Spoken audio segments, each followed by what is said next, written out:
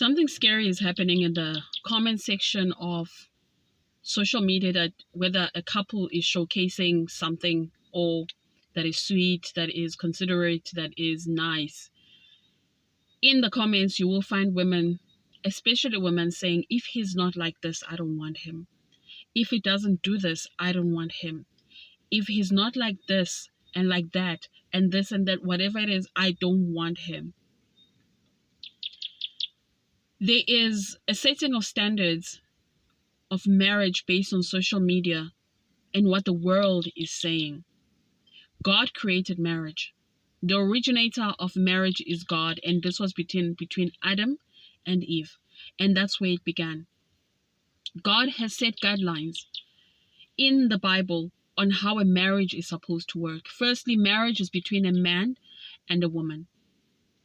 And he then set out what the role of a man is in a marriage, that he's to love his wife like Christ loves the church, a sacrificial type of love.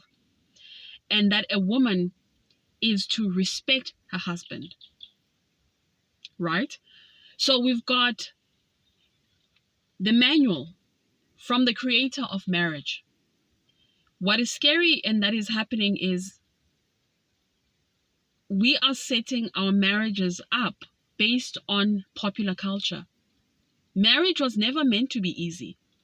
It is not easy to merge two separate lives, two separate personalities, two separate, even though it shouldn't be, belief systems. But two individuals who have lived as individuals most of their lives, and they meet in their 20s or 30s or 40s or whatever age you happen to meet each other, and you start a new life together. The first 3 years are going to be the hardest years that you're ever going to have in a marriage.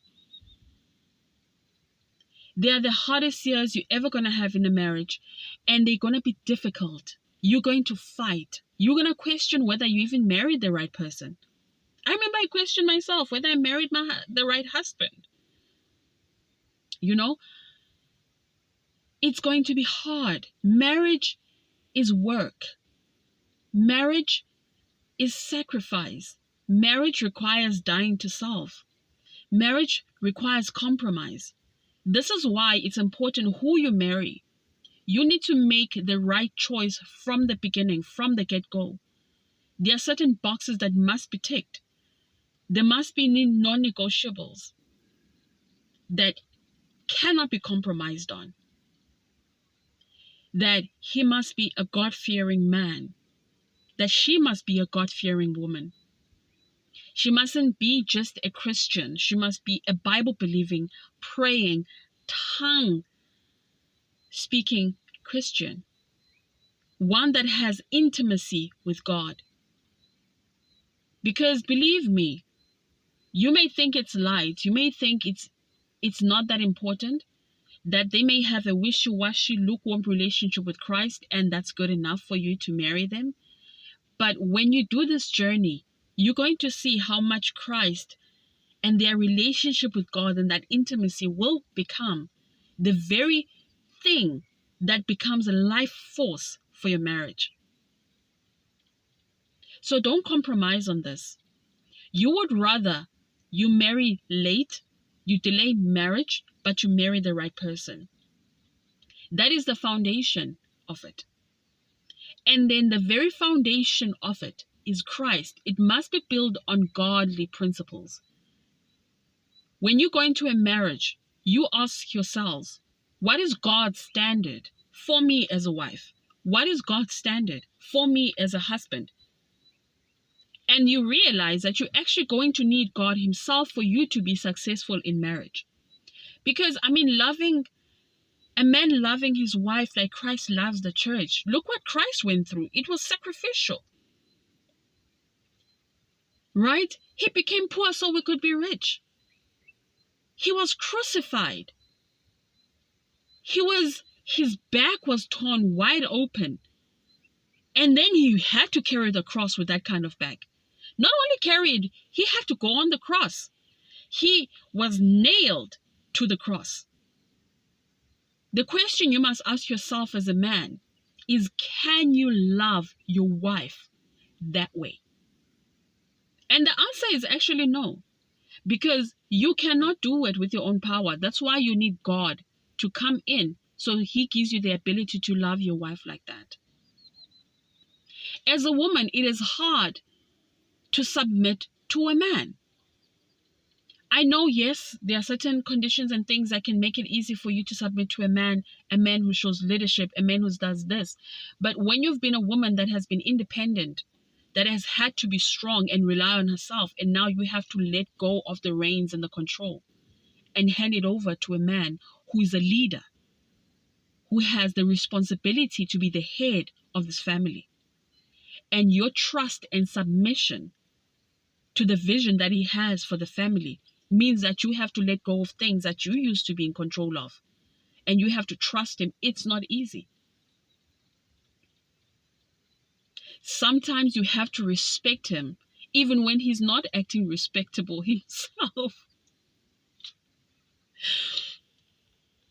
And the fact that as a woman, you uphold the reputation that your husband has, how you treat him in front of people, how you treat him to himself, and how you portray him to the society determines the level and amount of respect that will be allocated to your husband out there. So his reputation, what I would say, ngesixhosa, ukuhlonitshwa kwakhe, isidima sakhe sisezandleni zakho. So who we need to become in marriage, we need God to walk with us, along with us, to make us successful in marriage. It doesn't just happen. So now imagine where it is this tricky, it is this difficult, it is this self-sacrifice of two people who are both on this journey together, understanding that they're going to have to die to self. They're going to have to put the other person first. They're going to have to be servers, people who serve each other. And then you have social media saying marriage this, saying social media saying that. And that you've got all of these influences coming from the outside.